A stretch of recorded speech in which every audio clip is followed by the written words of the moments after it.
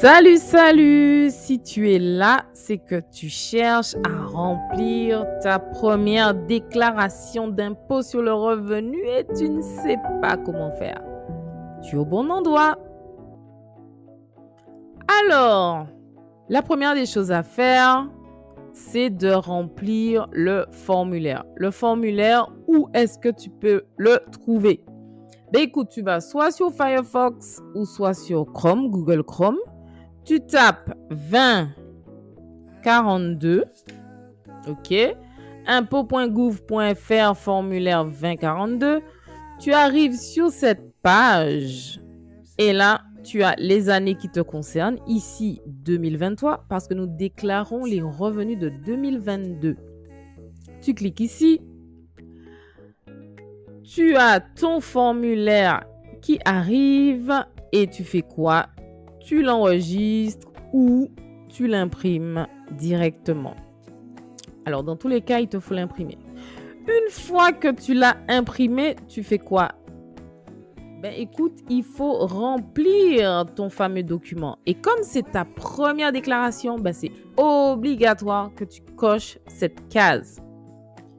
Une fois coché cette case, tu dois fournir aussi obligatoirement ta carte d'identité ou ton passeport, un livret de famille, ton titre de séjour, etc. Mais c'est obligatoire. Ensuite, tu renseignes ton identité, ton état civil. Si tu es un homme, on va dire que je suis un homme. Si tu es un homme, tu cliques monsieur. Si tu es une femme, madame. Simple, hein?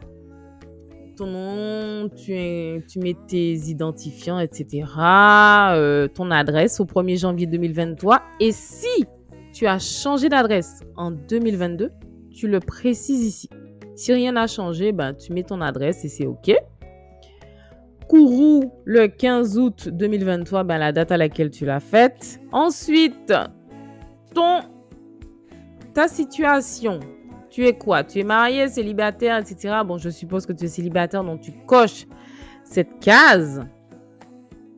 Une fois que tu l'as coché, si tu as des enfants à ta charge, je dis bien, s'ils sont à ta charge, tu les déclares, mais sinon, non, tu ne dis rien. Tu descends, et normalement, tout ça ne te concerne pas. Et ensuite, tu arrives sur, j'ai oublié, le salaire. Ici, là, mais normalement, à moins que tu aies travaillé pour un patron et que tu aies eu une fiche de paye, tu ne déclares pas. Parce que si tu n'as eu que le contrat d'engagement jeune avec la mission locale ou le Pôle emploi, tu ne remplis pas. Hein? Tu ne mets rien. Une fois que tu as fait tout ça, si tu as vécu chez tes parents, si tu étais encore sur l'avis d'imposition, le foyer fiscal de tes parents, tu le renseignes, hein, le nom de tes parents, l'adresse. Ensuite, tes parents doivent remplir une attestation d'hébergement. Ils mettent ton nom, etc. Depuis quand ils t'hébergent, depuis ta naissance, par exemple, jusqu'à ce jour, tu coches la case jusqu'à ce jour et tes parents y signent. Tes parents doivent fournir aussi des documents, des justificatifs de domicile, le contrat de bail, la copie du dernier avis d'imposition, leur pièce d'identité, etc., etc. Tout ce qui permettra de les situer. Donc, normalement, là, une fois que tu as fait ça, tu as tout bon et il ne te reste plus qu'à mettre tout ça dans une enveloppe que tu vas envoyer où? Tu vas l'envoyer au service des impôts des particuliers de Saint-Laurent-du-Maroni. Alors, le numéro de téléphone est le suivant, 05 94 34 09 19. Et tu l'envoies à l'adresse suivante, 3 boulevard Maloué, 97 320, Saint-Laurent-du-Maroni. Je te donne un petit conseil.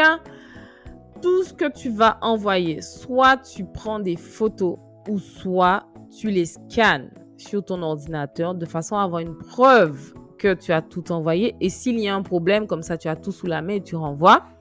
Mais surtout, tu fais un accusé de réception. Tu vas à la poste, tu prends avec accusé de réception. Comme ça, tu as vraiment une preuve formelle que tu l'as envoyé. Tu as envoyé avec tous tes justificatifs, évidemment. Et que les impôts l'ont reçu. OK? Mais c'est tout pour aujourd'hui. Mais maintenant, il n'y a plus qu'à, hein, comme on dit. Allez, bon courage. Ciao, ciao.